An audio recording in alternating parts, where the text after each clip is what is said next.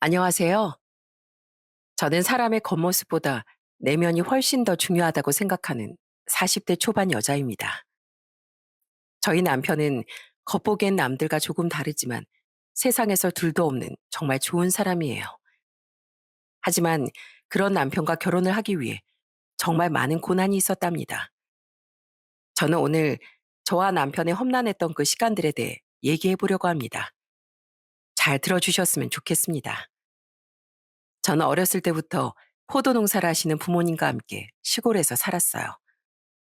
저희 부모님은 농사일을 하시느라 항상 손에 굳은 살이 가득하셨고 햇빛 때문에 얼굴은 늘 까맣게 타 계셨어요. 저희 엄만 가끔씩 농담으로 저한테 이렇게 말씀하시더라고요. 수경아, 넌 나중에 너희 아빠 같은 사람 만나지 마라. 내가 농사꾼 만나가지고 평생을 이렇게 고생한다. 고생해. 내 나이가 지금 50도 안 됐는데 이것 좀 봐봐. 얼굴이 시커매가지고 기미도 가득하고 누가 보면 60대로 본다니까. 그러자 옆에 있던 저희 아빠가 껄껄 웃으면서 이렇게 말씀하시더군요. 60대는 무슨 60대야? 아, 이렇게 예쁜 60대 봤어? 당신 나랑 결혼해서 우리 예쁜 수경이랑 수찬이도 낳고 얼마나 좋아. 당신은 다시 태어나도 나랑 결혼해야 돼. 알았어? 참나, 난 다시 태어나면 당신이랑 결혼 안 해. 내가 또 고생할 일 있어? 저희 엄만 말씀은 이렇게 하셨지만 아빠랑 정말 인고 부부셨어요. 늘 아빠를 걱정하고 챙기시는 분이었죠. 한 번은 저희 아빠가 저녁 8시가 되도록 연락이 안 된 적이 있었어요. 그래서 엄마랑 같이 동네를 뒤지고 다녔는데 세상에 아빠가 식당에서 술을 먹고 그 앞에 평상에서 자고 계시는 거예요.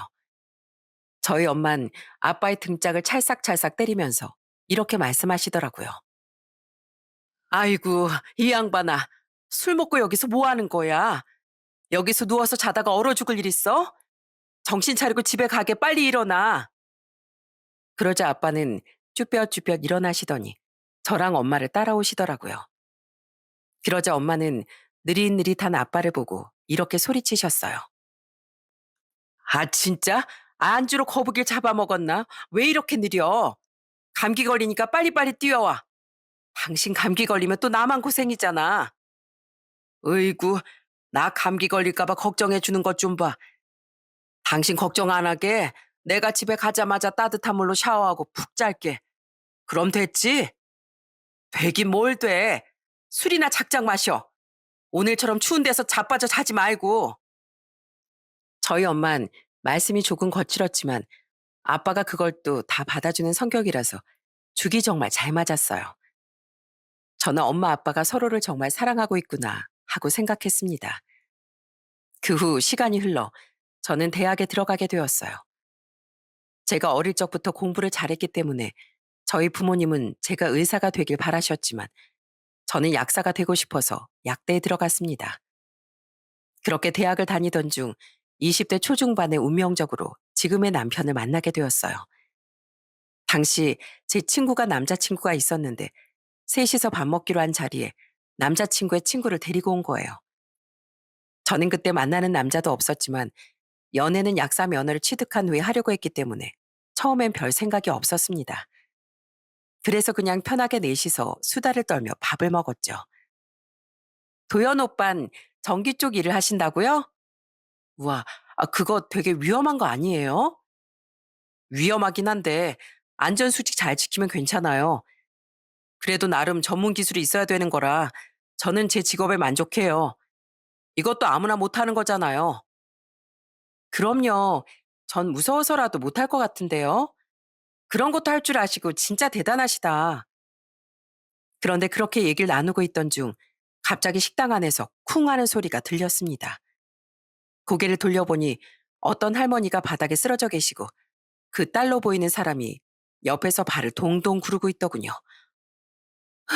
엄마, 왜 그래? 괜찮아? 정신 좀 차려봐. 그런데 그때였어요. 갑자기 도연 오빠가 잽싸게 할머니한테 달려가 응급처치를 하더군요. 할머니, 괜찮으세요? 저기요, 따님분. 얼른 119에 신고해 주세요.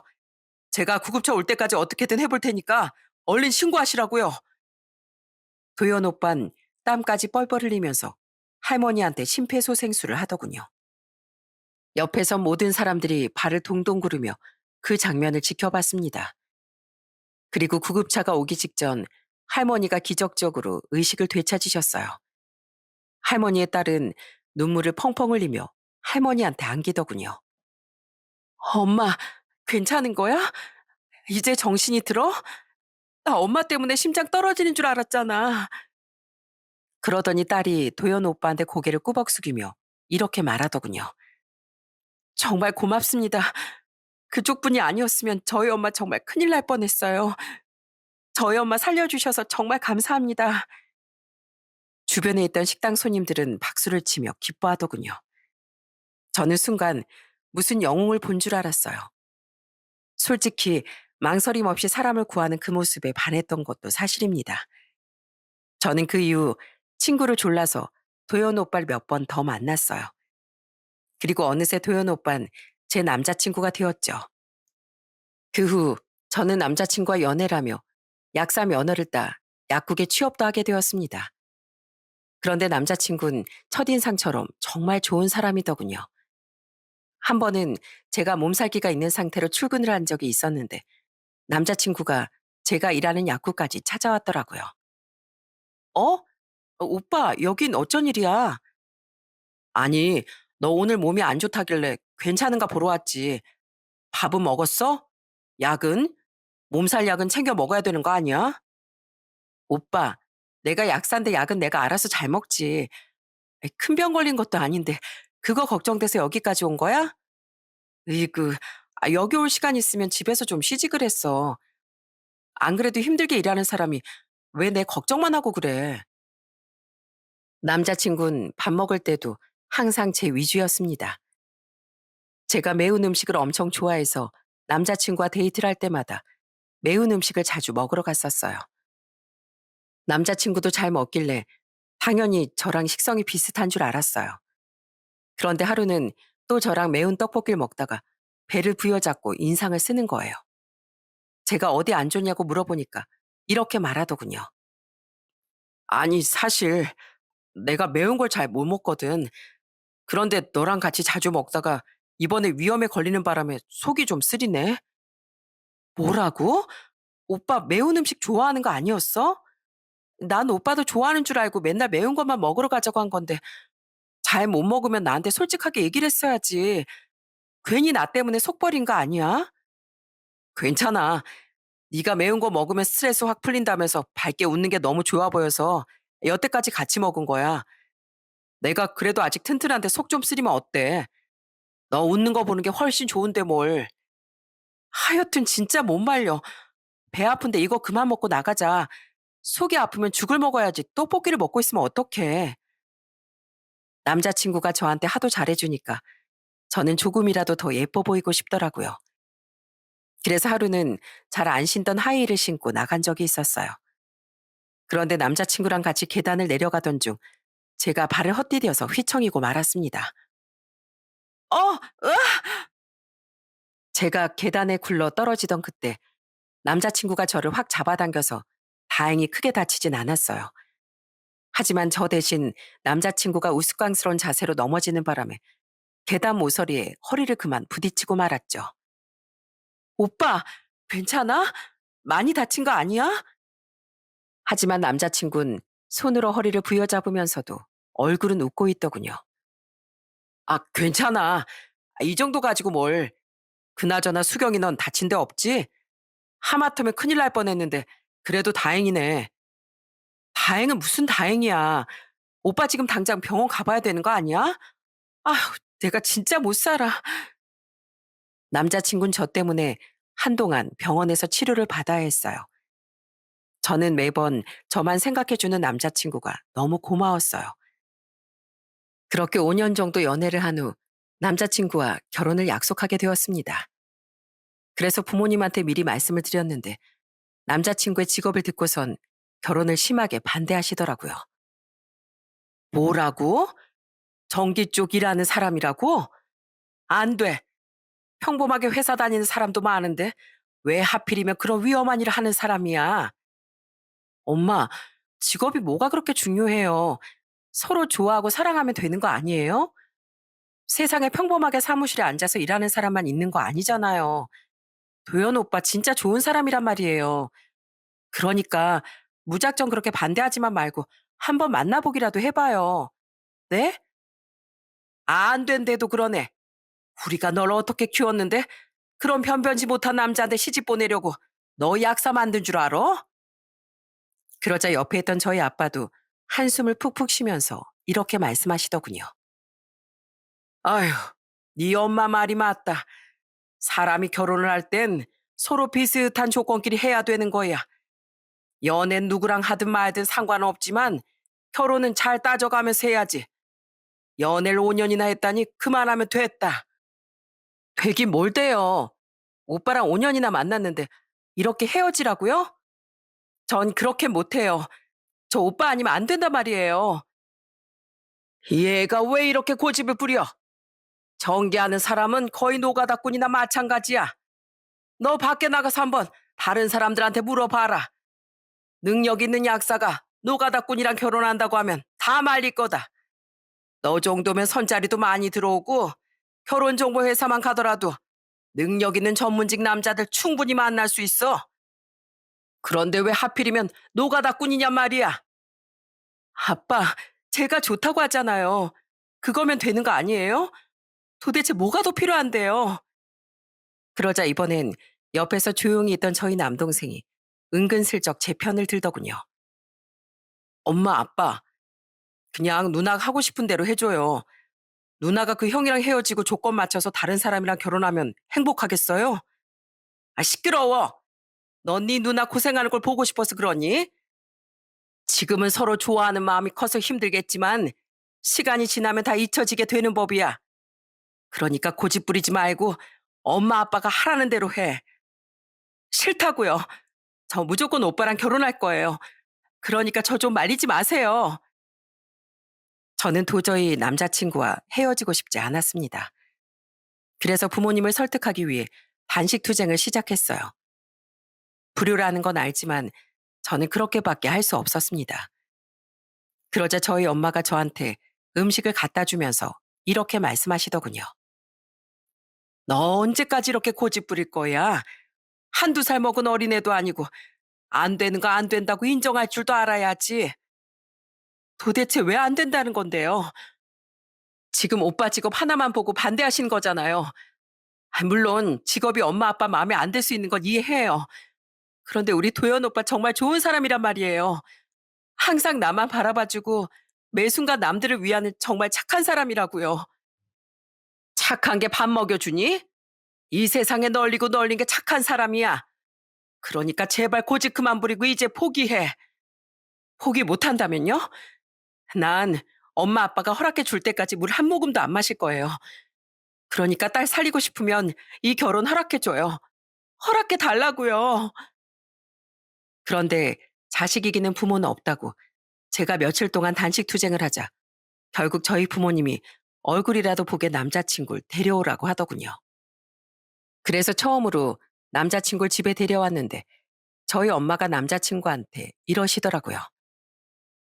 나 솔직히 자네가 마음에 안 드는 것도 사실이야. 자네도 우리 입장 충분히 이해할 수 있을 거라고 생각하네. 하지만 우리 수경이가 그렇게 좋다는데 어쩌겠는가. 우리 수경이가 저렇게까지 하는 걸 보니 자네가 참 좋은 사람일 거라고 믿네. 이제 우리가 자네를 우리 사이로 받아들이기로 했으니까 우리 수경이랑 잘 지내보게. 감사합니다. 정말 감사합니다. 저 부족하지 않은 남편 되기 위해 정말 많이 노력하겠습니다. 절대로 수경이 눈에 눈물 흘리는 일 없게 만들게요. 그렇게 저는 정말 어렵게 저희 부모님의 결혼 허락을 받아내게 되었습니다. 그리고 저도 시골에 계시는 예비 시부모님께 인사를 하러 갔어요. 예비 시부모님께선 텃밭에서 상추를 따와 직접 구운 고기에 쌈까지 싸서 주시더라고요. 아이고, 우리 아들이랑 오래 만났다면서요? 우리 아들이 어렸을 때부터 지 동생들 챙기고 오빠 노릇한다고 고생 많이 했는데 이렇게 좋은 아가씨를 만나서 결혼한다고 하니까 내가 마음이 정말 놓여요. 앞으로 우리 가족 되는 건데 서로서로 잘 지내봐요. 그렇게 저는 예비 시부모님의 결혼 허락도 받게 되었습니다. 그 후 남자친구와 전 상견례 날짜를 잡게 되었어요. 상견례 날짜가 다가올수록 심장이 두근두근 하더라고요.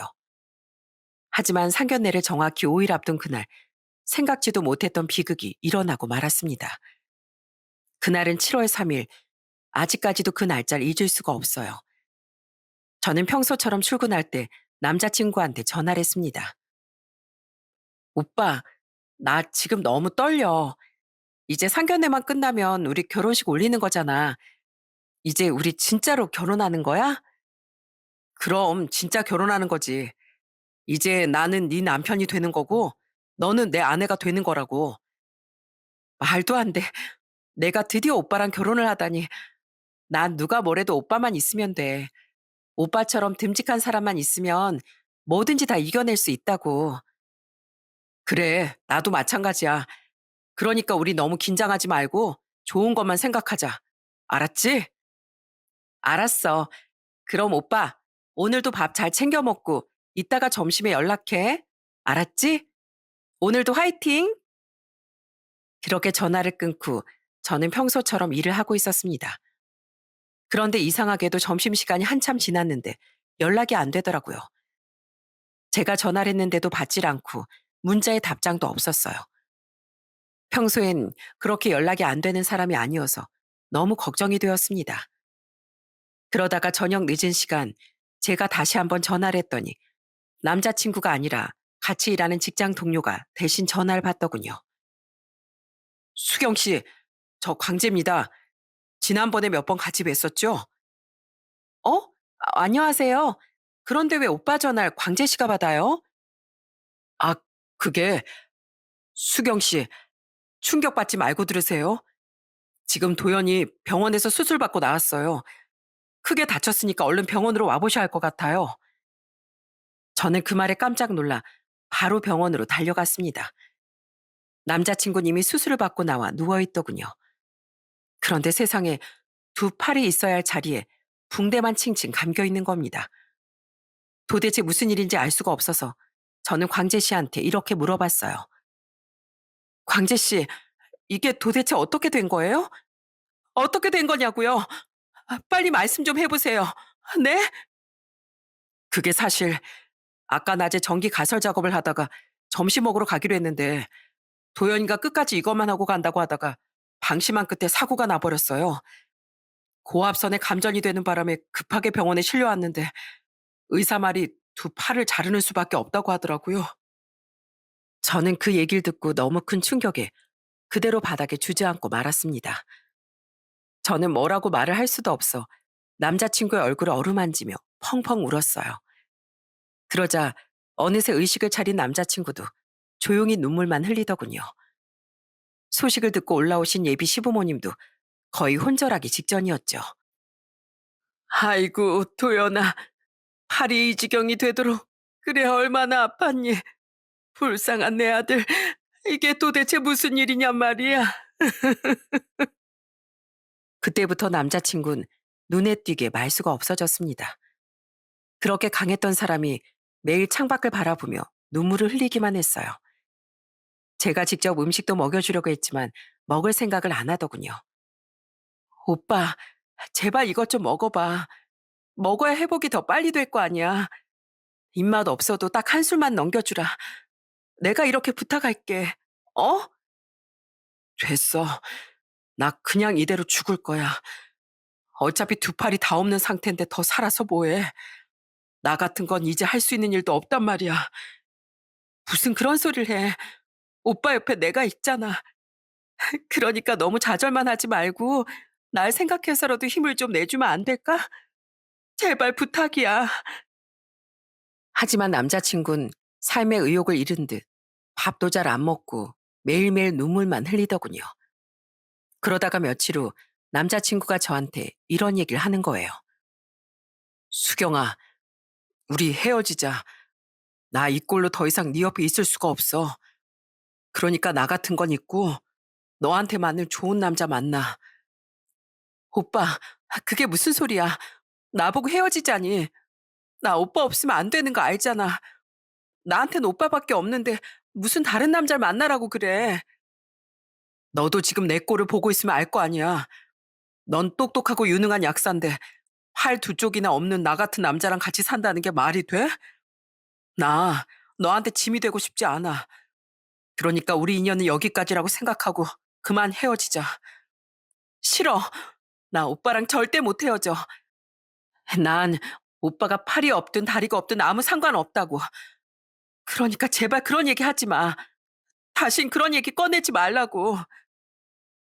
남자친구는 저한테 미안해서 헤어지자고 했지만 저는 도저히 받아들일 수가 없었습니다. 아무리 생각해봐도 저는 그 사람이 아니면 안 될 것 같았거든요. 그런데 문제는 저희 부모님이었어요.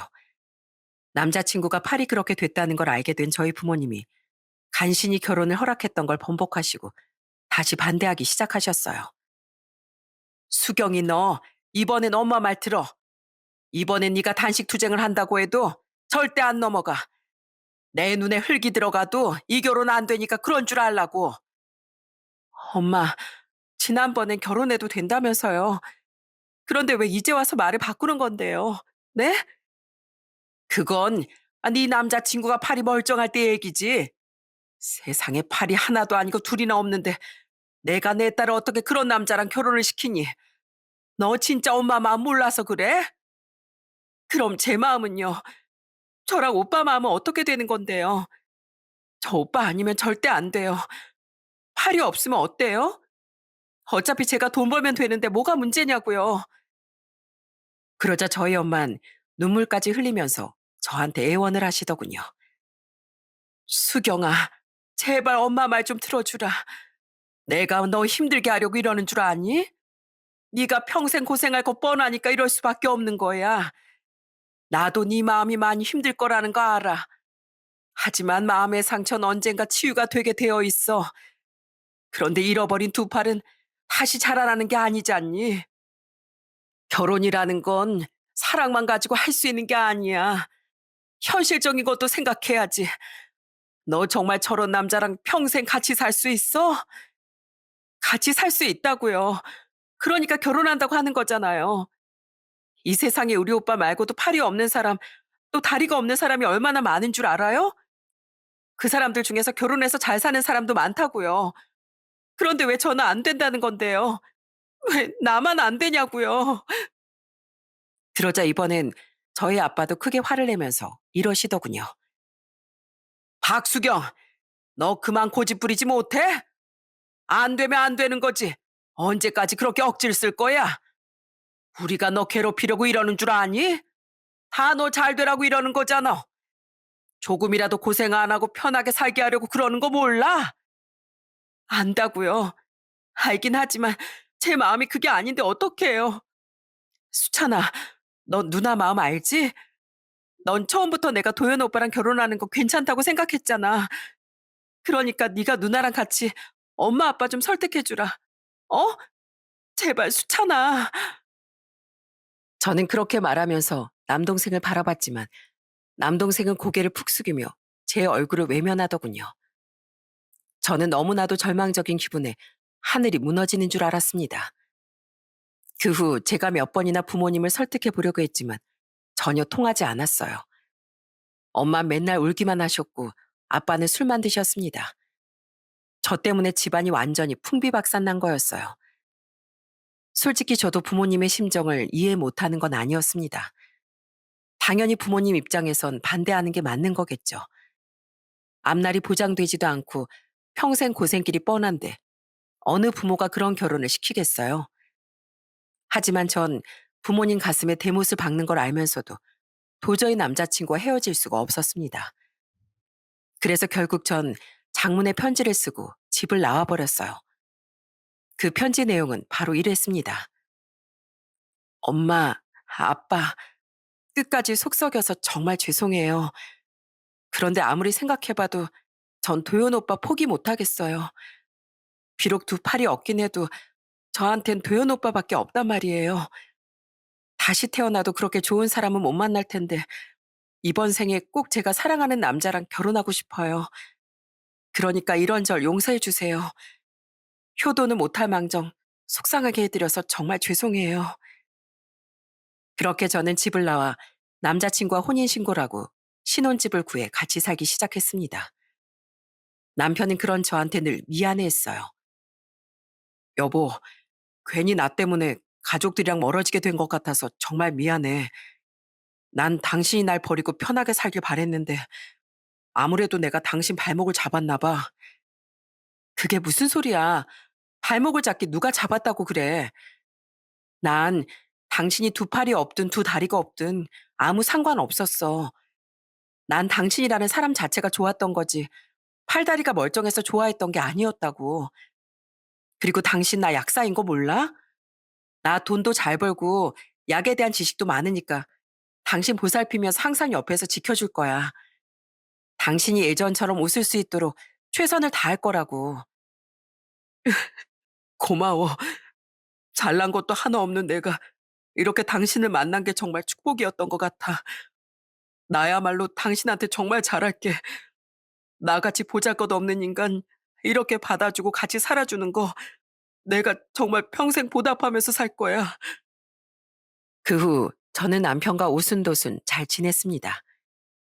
갑자기 두 팔을 잃어버린 남편은 일상생활도 불편했기 때문에 제가 많이 도와줄 수밖에 없었어요.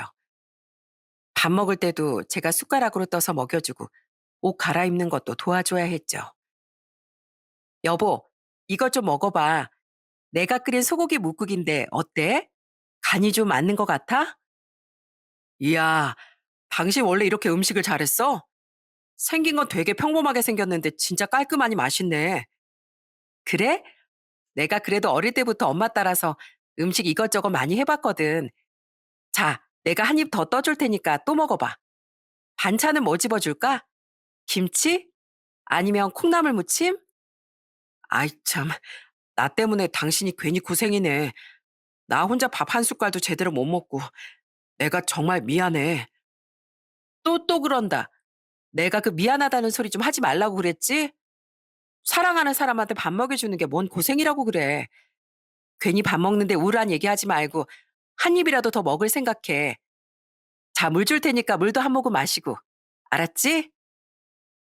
한 번은 저희 시부모님이랑 시누이들이 저희가 사는 신혼집에 찾아온 적도 있었어요.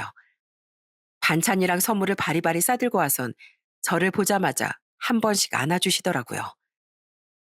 새언니, 우리 오빠랑 결혼해줘서 정말 고마워요. 우리 오빠 혼자선 아무것도 할 수 없는 상황인데 새언니가 이렇게 옆에 있어줘서 얼마나 마음이 놓이는지 몰라요. 새언니, 뭐 필요한 건 없어요? 제가 뭐든지 다 사다 드릴게요. 에이, 아가씨, 저 돈 많아요. 필요한 게 있으면 제가 알아서 사다 쓰면 되죠. 그나저나 식사 안 하셨죠? 제가 밥 차려드릴 테니까 조금만 기다려주세요. 그러자 저희 시아버지가 눈물을 글썽이시며 저한테 이러시더군요. 세아가 정말 고맙다. 우리 부족한 아들을 받아준 너한테 우리가 어떻게 보답해야 될지 모르겠구나. 아휴, 아버님까지 왜 이러세요? 집들이 오셔서 다들 이러실 거예요? 좋은 날에 웃으면서 보내야지. 왜 눈물을 흘리시냐고요.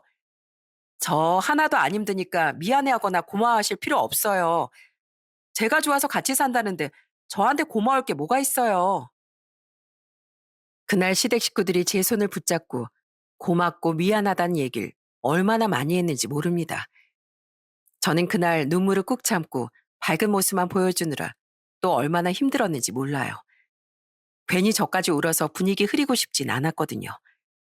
저는 그렇게 지내며 저희 부모님한테 문자만 딱 한 통 보냈습니다.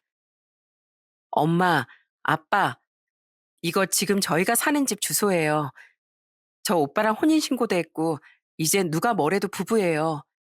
시간이 얼마나 걸릴지 모르겠지만, 엄마 아빠가 우리를 인정할 수 있게 되면 그때 와주세요.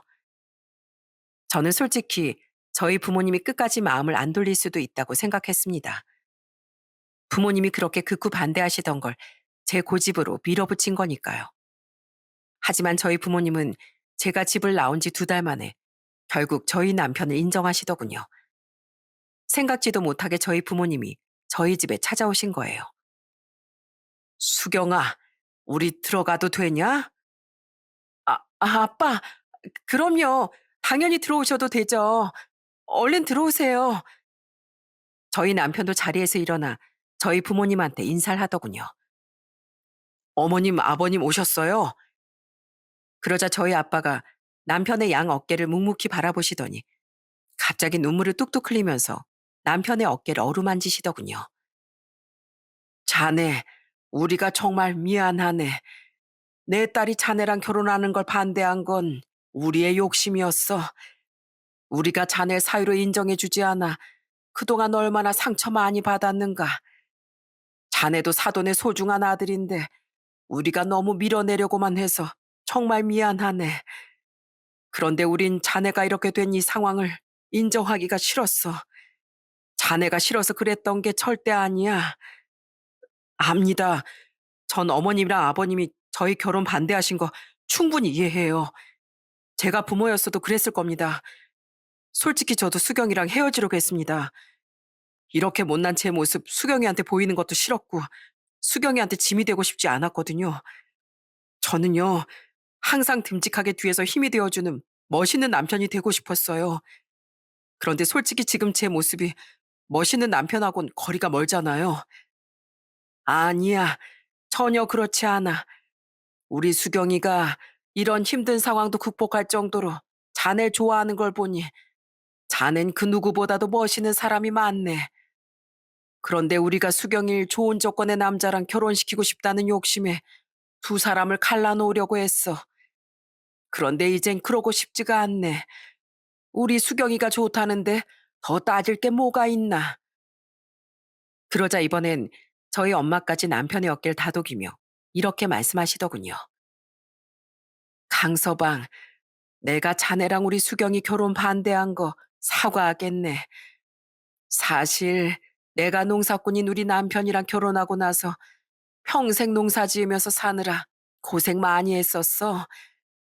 그래서 우리 수경이만큼은 직업도 좋고 좋은 집안에 시집 보내서 고생 안 하게 만들고 싶었다네. 그런데 수경이가 이렇게 집까지 나가고 나서 생각해 보니까 내가 완전히 잘못 생각하고 있지 뭔가. 내가 비록 가난한 농사꾼이랑 결혼했지만 예쁜 자식도 둘이나 낳고 여태까지 행복하게 살았는데 내가 그걸 직접 경험해 봤으면서도 수경인 행복하지 못할 거라고 내 멋대로 판단을 한 거야. 자네도 충분히 수경이랑 자식 낳고 행복하게 잘 살 수 있는데 내가 너무 내 생각만 했네. 아닙니다, 어머님. 저희 와이프처럼 능력 있는 사람이 저 같은 사람이랑 결혼한다고 하니까 반대하는 건 당연한 거죠. 저 어머님이랑 아버님 절대 원망하지 않아요. 아마 다른 집이었어도 똑같이 했을 거예요. 전 오히려 지금이라도 이렇게 절 인정해 주신 게 너무 감사해서 몸둘 바를 모르겠는걸요. 이렇게 좋은 사람을 팔이 없다는 이유로 반대를 했다니 우리가 정말 미안하네. 자네한테 정말 큰 상처를 주었어. 자넨 이제 누가 뭐래도 우리 사이니까 이제 걱정하지 말게. 우리 수경이랑 못 올린 결혼식도 지금부터 다시 준비하게. 그래도 신혼부부인데 결혼식은 해야 될 거 아닌가. 저는 그렇게 말하는 엄마 아빠를 와락 끌어안으며 이렇게 얘기했습니다. 엄마, 아빠, 정말 감사해요. 제가 끝까지 속만 썩이고 못할 짓 많이 했는데 이렇게 저희 결혼 인정해 주셔서 정말 감사해요. 저 절대로 엄마 아빠 실망시키지 않고 이 사람이랑 잘 살게요. 그래, 너 우리가 허락해 줬으니까 강서방이랑 싸우지 말고 잘 살아. 둘이 싸웠다고 하면 엄마가 바로 쫓아와서 홍군형을 내줄 거야. 알았어? 당연하죠. 절대 싸울 일 없으니까 걱정하지 마세요. 엄마, 아빠 사랑해요. 그날 저희 집은 완전히 눈물바다가 되고 말았습니다. 평생 못 받을 줄 알았던 부모님의 허락을 드디어 받게 된 정말 감격스러운 날이었어요. 그 이후 저희 부부는 못했던 결혼식을 올리게 되었습니다. 결혼식에 참석한 하객들 중에선 양팔이 없는 저희 남편을 보고 놀란 사람들도 많았습니다. 제가 결혼식 전에 신부 대기실에 앉아 있는데 사람들이 수근거리는 소리가 저한테까지 들리더군요. 오늘 결혼하는 신랑이 양팔이 없대. 세상에, 신부가 약사인데 왜 그런 남자랑 결혼을 하지? 뭔가 사정이 있겠지. 아유, 팔이 한쪽도 아니고 두 쪽이나 없으면 여간 불편한 게 아닐 텐데. 반면 진심으로 저희의 결혼을 축하해주는 사람들도 많았습니다. 특히 저를 남편과 처음 만나게 해준 그 친구가 엄청 기뻐하더라고요. 수경아, 난 네가 도현 오빠랑 결혼할 줄 알았어. 둘이 처음 봤을 때부터 완전 잘 어울렸었다니까. 고마워. 이게 다 네 덕분이야. 너 아니었으면 난 평생 우리 남편 같은 사람 모르고 살았을 거 아니야. 그렇게 저는 사람들의 축복과 의아함 속에 결혼식을 올리게 되었습니다. 남들이 아무리 수군거려도 저는 괜찮았어요. 제가 선택한 결혼이고 제가 사랑하는 사람이랑 하는 결혼이었으니까요. 그 이후 저는 양가 식구들과 모두 잘 지냈습니다. 그렇게 서울에서 살다가 남편과 친정 부모님의 의견으로 친정 부모님이 계시는 시골에 내려가게 되었어요. 그리고 저는 그곳에서 약국을 차리게 되었죠. 저희 아빤 남편한테 정말 좋은 선물도 하나 주셨답니다. 그건 바로 남편의 양팔을 대신해줄 의수였어요. 자네, 다시 팔이 생긴 기분이 어떤가? 이제 좀 생활하는데 덜 불편하겠지? 어우, 아직은 적응이 안 돼서 어색하긴 한데 너무 좋아요. 전엔 옷을 입어도 이상했는데 이제는 긴팔 옷 입으면 감쪽 같잖아요. 그래, 내가 알아보니까 의수 착용하고 잘 사는 사람이 많더라고. 전에 TV에서 보니까 의수 착용하고 그림 그린 화가도 있던데 자네도 지금은 어색하지만 적응하다 보면 예전처럼 생활할 수 있을 거야. 고맙습니다, 아버님. 아버님이 선물해 주신 이 팔 소중하게 잘 쓸게요. 저 이제 팔도 생겼으니까 아버님 농사 짓는 것도 도와드릴 거예요. 그러니까 저 말리지 마세요. 아이고, 뭘 또 도와준다고 그래? 그냥 우리 수경이랑 예쁘게 잘 사는 것만 보여줘도 좋은데 뭘. 저희 남편은 그 이후 정말로 자기가 할 수 있는 선에서 저희 부모님의 농사를 도와주더군요. 저희 부모님은 그런 남편을 정말 예뻐하셨습니다. 결혼을 언제 반대했나 싶을 정도로 남편한테 엄청 잘해주시더라고요. 저희 남동생도 저희 남편이랑 얼마나 친하게 지내는지 몰라요. 매영, 저 왔어요. 설마 오늘도 우리 아빠랑 농사일하고 있었어요? 아유, 아빠, 매영 고생 좀 시키지 말라니까. 아니야, 처남. 내가 무슨 고생을 한다고 그래. 나 팔 불편하다고 아버님 힘든 일을 하나도 안 시키셔. 내가 아무리 팔이 이래도 어머님, 아버님까지 다 일하시는데 놀고 있을 수는 없잖아. 어휴, 하여간 매형은 착해도 너무 착하다니까요. 나 같으면 팔 핑계 대고 그냥 쉬겠다. 우리 누나가 이래서 매형이랑 결혼하겠다고 그렇게 때를 썼나 봐요. 우리 누나 원래 그렇게 고집 센 사람 아니었는데 매형이랑 결혼하겠다고 집까지 나가는 걸 보고 깜짝 놀랐잖아요. 한 번은 저희 시부모님이 저희 사는 곳에 놀러 오신 적이 있었어요. 저희 부모님이 마당에서 고기를 구워주셔서 다 같이 맛있게 먹었답니다. 아이고, 사돈. 이렇게 대접해 주셔서 정말 감사합니다. 저희도 시골 살아서 그런지 사돈네 동네가 남의 동네 같지 않고 아주 익숙하네요. 그렇죠? 원래 시골 사람들은 도시에 살면 병 나는 거잖아요. 우리 딸이랑 사이도 시골 출신이라 그런지 잘 지내더라고요. 그럼요. 저희 아들도 어릴 때부터 이런 시골에서 개구리 잡아먹고 저희 남편이 운전하는 경운기 타고 놀고 그랬어요. 그런데 이렇게 공기 좋은 곳에서 사돈 내외랑 잘 지내고 있다고 하니까 너무 보기가 좋네요. 그날 저희 시부모님은 저희 부모님 댁에서 1박 2일로 묵고 재밌게 놀다 가셨습니다. 양가 집안이 화목하게 잘 지내니까 너무 행복하고 좋더라고요. 그렇게 저희가 시골에 내려간 지도 어느새 2년이 되었어요. 저는 평소처럼 약국에서 일을 하고 있었는데 갑자기 남편한테서 다급한 연락이 왔습니다. 여보, 지금 얼른 병원으로 좀 와봐. 아버님이 일하다가 쓰러지셨어. 저는 깜짝 놀라 병원으로 바로 달려갔어요.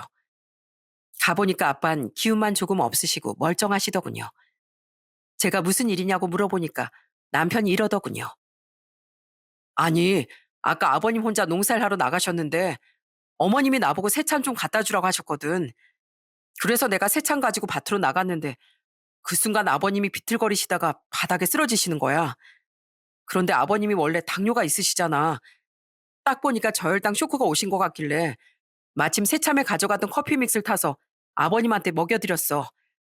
그리고 팔다리도 막 주무르고 했더니 그새 괜찮아지시더라고. 뭐라고? 아, 내가 진짜 못 살아. 그런데 커피 믹스 먹일 생각은 어떻게 한 거야? 아버님이 당뇨 있다고 하셨을 때부터 내가 걱정돼서 인터넷으로 많이 찾아봤었거든. 원래 이렇게 저혈당 쇼크로 쓰러지면 사탕이나 초콜릿 같은 단 걸 먹어야 되는데 단 게 정 없으면 커피 믹스도 괜찮다고 하더라고. 왜 커피 믹스에도 설탕이 들어있잖아. 그런데 내가 가져간 새참에 단맛 나는 게 그거밖에 없길래 일단 그거라도 먹여드렸지. 의사가 그러는데 잘못했으면 심장마비로 큰일 날 수도 있었대. 아, 이게 도대체 무슨 일이야. 아빠, 괜찮아요? 이제 정신이 좀 들어요? 어, 난 괜찮아. 네 엄마가 빈속에 나가지 말라고 했는데 내가 그 말을 안 들어서 그랬나 보다. 강서방 아니었으면 저승사자랑 만날 뻔했는데 강서방이 날 구했지 뭐냐. 그런데 그때였어요. 연락을 받고 달려온 저희 엄마가 눈물바람으로 아빠한테 이렇게 말씀하셨습니다. 여보, 괜찮어? 그러게 당뇨도 있는 사람이 밥도 제대로 안 챙겨 먹으면 어떡해. 내가 그러다가 쓰러진다고 저번부터 얘기했었지? 미안해. 마누라 말을 잘 들으면 자다가도 떡이 생긴다는데 내가 말을 안 들어서 그랬어. 그래도 강서방 덕에 이렇게 잘 살아있잖아. 그래요, 엄마. 이 사람 없었으면 큰일 날 뻔했다고요. 하마터면 이제 아빠 얼굴 영영 못 볼 수도 있었어요. 그러자 저희 엄마는 저희 남편을 붙잡고 이렇게 말씀하시더군요. 강서방, 정말 고맙네. 나 아까 이 양반 쓰러졌단 얘기 듣고 얼마나 놀랐는지 몰라. 내가 말은 거칠게 해도 이 양반 없으면 못 사는 사람인데 하루아침에 혼자가 되는 줄 알고 심장이 아주 털컥 내려앉는 기분이었다고. 그런데 자네 덕분에 이렇게 건강하게 살아있으니 정말 고맙네. 자네가 우리 집안의 은인이야. 아니에요, 어머님. 제가 별로 한 것도 없는데요, 뭘. 어머님이 그때 저보고 새참 가져다 주라고 말씀하신 덕분이죠. 안 그랬으면 저도 아버님이 쓰러지시는 거 못 봤을 거 아니에요. 아니야. 만약에 자네 대신에 내가 나갔으면 난 당황해서 아무것도 못했을 거야. 자네니까 이렇게 살린 거지. 나였으면 살리지도 못했을 거라고. 그렇게 저희 가족은 다시 한번 눈물바다가 되고 말았답니다. 그리고 그 이후 저희 남편은 저희 집안에서 사랑을 제일 많이 받는 사람이 되었어요. 그 전에도 저희 부모님이 잘해주시긴 했지만 이제는 오히려 자식인 저보다도 더 예뻐하시는 것 같아요. 특히 저희 엄만 밥 먹을 때도 고기 반찬 같은 건 꼭 저희 남편한테 밀어주시더라고요.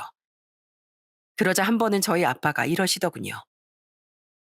아, 이상하다. 아, 왜 자꾸 맛있는 반찬이 우리 강서방한테만 가는 것 같지? 여보, 내 입도 입인데 너무하는 거 아니야? 나도 고기볶음 좋아해. 아, 치사하게 왜 강서방한테만 주는 거야? 치사하기 뭐가 치사해. 당뇨 있는 사람이 이렇게 기름 끼고 짭짤한 거 먹으면 안 돼. 이건 내가 우리 사이 주려고 만든 거니까 당신은 눈독 들이지 말어. 참나? 아, 내가 서러워서 못 살겠구만. 난 그냥 풀떼기만 먹으라 이거지? 그래. 지난번처럼 또 쓰러질 생각하지 말고 건강식단으로 먹어. 자, 강서방. 이 고기 자네 주려고 만든 거니까 많이 먹어. 자네 장인은 줄 생각하지 말고. 그러자 저희 남편이 머쓱해하면서 이렇게 말하더군요. 에이, 그렇다고 어떻게 저 혼자 먹어요. 아버님도 딱 한 입만 드시게 해주세요. 저 이러다가 아버님한테 미움받으면 어머님이 그때 책임지실 거예요? 이 양반이 자네 미워하면 내가 가만 안 두지. 그럼 자네가 정 부탁하니까 내가 딱 한 점만 허락할게. 으이그, 당신은 사위 잘 얻은 줄 알아. 고기 한 점도 장인이랑 나눠 먹으려고 이렇게 부탁하는 사이가 어디 있어? 저는 그 모습을 보고 너무 웃겨서 그만 깔깔 웃고 말았답니다. 저희 엄마 사이 사랑이 얼마나 유별난지 초복 때도 삼계탕을 끓여서 닭다리를 저희 남편한테 다 주시더라고요. 자, 우리 사이 다 먹어. 내가 그래도 삼계탕 하나는 잘 끓이거든. 살이 야들야들하니 잘 익었으니까 꼭꼭 씹어서 한번 먹어봐. 그러자 이번에도 저희 아빠가 질투를 하시더군요. 아, 진짜? 아, 나도 닭다리 좀 하나 줘봐. 나도 닭다리 좋아하는데 왜 내 그릇에 나 아무것도 없어? 당신은 죽만 먹어, 죽만. 그 죽에도 닭에서 우러나온 성분이 다 들어있는 거야. 제일 맛있는 부인 우리 예쁜 사이 거니까 당신 안 먹어도 돼. 어이구, 내가 진짜 치사해서 못 살겠구만. 얘 수경아, 네 엄마 정말 너무하지 않냐? 예전엔 너랑 강서방이랑 결혼 못 시킨다고 그렇게 반대하던 사람이 이젠 강서방밖에 모르는 바보가 됐잖아. 그때랑 지금이랑 똑같은 사람 맞아? 참나, 아, 쓸데없이 그때 얘기를 왜 꺼내고 그래?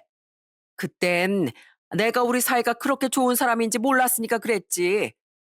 내가 진작에 알았으면 결혼 반대를 했겠어? 오히려 얼씨구나 좋다 하고 춤까지 췄겠지. 강서방 우리 집안의 보물이야, 보물. 당신 목숨도 살려주고, 아, 우리한테 이렇게 손주도 만들어줬잖아. 그러자 저희 남편이 얼굴이 시뻘개져서는 이렇게 말하더군요. 아이, 참, 어머니 그만하세요. 저 민망해서 닭다리 먹다가 체하겠어요. 왜? 내가 뭐 틀린 말 했어? 보물을 보물이라고 했는데 그게 뭐 채까지 할 일이냐고. 그날도 그렇게 다 같이 깔깔 웃으며 맛있는 식사를 했답니다. 저는 얼마 전 임신을 해서 지금 뱃속에 소중한 아이가 자라고 있어요. 저랑 남편을 닮은 예쁜 아이가 태어날 거라고 생각하니 하루하루 얼마나 설레는지 몰라요. 한때는 결혼 허락조차 받지 못해서 절망에 빠져 있었는데 이젠 이렇게 화목해진 모습에 너무 행복해요. 저희 남편은 계속 저희 부모님의 농사일을 돕고 있어요. 이젠 의수를 사용하는 것도 익숙해져서 꽤 많은 일을 할 수 있게 되었답니다. 지금 저희 부모님은 저희 남편이 없으면 아무것도 못한다고 하실 정도로 남편을 많이 의지하고 계세요. 그리고 저도 남편이 없는 세상은 상상하기 힘들 정도로 남편을 믿고 의지하고 있답니다. 저희 남편이 그렇게 되고 싶어 했던 듬직한 남편이라는 건 역시 양팔이 없어도 가능한 거였어요. 요즘 전 역시 제 눈이 틀리지 않았다는 걸 증명하고 있는 것 같아서 너무 기분이 좋답니다. 사랑은 서로를 마주보는 것이 아니라 함께 같은 방향을 바라보는 것이다. 라는 명언이 있습니다. 저는 이 말처럼 항상 남편과 같은 곳을 바라보며 행복하게 살 거예요. 그리고 언제나 남편의 두 팔이 되어 옆에서 지켜줄 거랍니다. 여러분, 저 정말 힘들게 결혼했지만 잘 살고 있으니까 응원해 주셨으면 좋겠어요. 그리고 혹시 주변에 저처럼 몸이 좀 불편한 사람과 결혼한 사람이 있다면 안쓰럽게만 생각하지 마시고 진심으로 행복을 빌어주셨으면 좋겠습니다. 그럼 전 이만 제 이야기를 마치도록 할게요. 세상을 비추는 따사로운 햇살처럼 여러분의 가정에도 항상 따뜻한 마음이 넘쳐나시길 바랍니다. 끝까지 들어주셔서 감사합니다.